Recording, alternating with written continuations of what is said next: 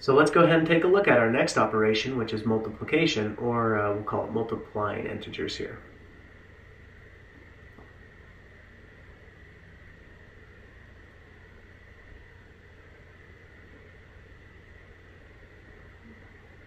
Now when multiplying any integer, or we'll call them factors as well, I'll talk about factors in a second, there are different types of symbols that can be used. So most commonly it looks like an X, that's the most common symbol, but as you progress in math, you might use different types of operations. So you could use an X, or you might have numbers inside of your parentheses. So let's just put an X here. We'll pretend that X is one number and Y is another, and the parentheses are used to house both sets of numbers that are going to be multiplied together. You might use what looks like a dot, or you might use a star, or what's known as an asterisk as well.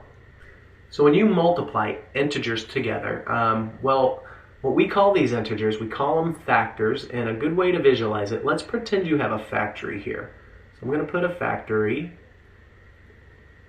and factories, they create products. So whatever shipped out of this factory is considered a product. Now when you multiply with integers, or when you multiply with factors, well, two factors multiply to create, I'm going to put X and a dot and a Y to say I'm multiplying two factors that create a product. So the product is the outcome of two factors being multiplied together. Well, let's go ahead and take a look at factors that create the product 24. So we could write factors of 24 here.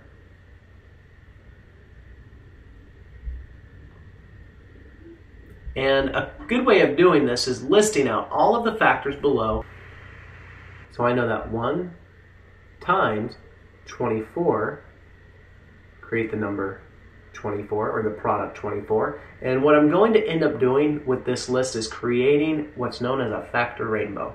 The next set of numbers that I know that multiply into 24 are 2 times 12. I'll put a 12 on this side here. And I want you to notice, as we increase in value here from the left to the right, well, the numbers are decreasing in value from right to left. So the central point, I'm going to basically run out of numbers that I can use, or factors that I can use to create the product 24.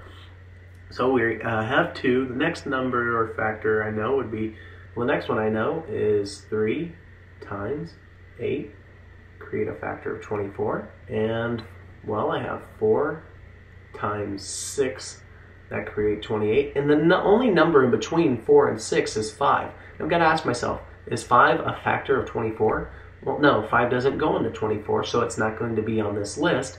And I've run out of numbers or factors that can create a product of 24. Let's fix that 6 real quick. And then I'm going to create the rainbow. So let's go ahead and create our factor rainbow real quick. I'm going to start with purple, and I'll connect the factors that create the product 24. I'm going to choose different colors every time, but you don't have to do that. If you just have a pencil, you can connect all of the factors that create the product 24 with just one color, but we'll make it a little bit more visual. We'll grab a yellow here. So we have 2 times 12, and finally our last factor, I'll use a red here, and 1 times 24. And now we see a rainbow emerges of all the factors that create the product 24. I'm going to get rid of the number lines here in the multiplication section, and also this quadrant for division here. And that should give us some more room. I want to look at a couple more things. Let's take a look at what happens to the product when you multiply factors together that have different signs. Well, the first one that we're going to look at are two positive integers that are being multiplied together.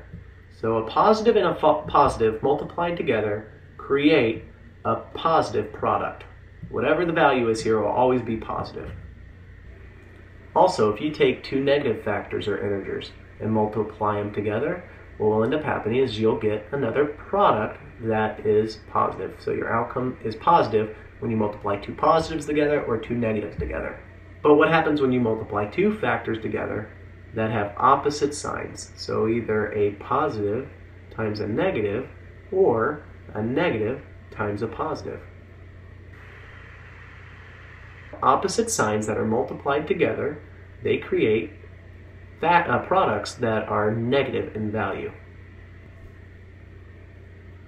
Okay, so this is the first rule. It's what happens to the sign of a product based off of the sign of your factors. Now the second rule deals more with what happens when you multiply two or more factors together. So when you multiply 3 times 2, it's fairly simple. You just multiply the two factors together. But what happens if there's a third number in this list? So this is equal to 6. But what would happen if I threw a third factor in? So let's just say 3 times 2, and I'll put a 4 in as well. First, we'll multiply 3 times 2. Well, we know that 3 times 2 is equal to 6, so I'm going to put a 6 down below. From here, you'd multiply any additionally listed factors. We have 4 listed,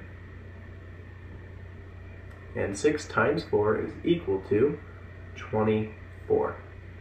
Let's go ahead and we'll box that up.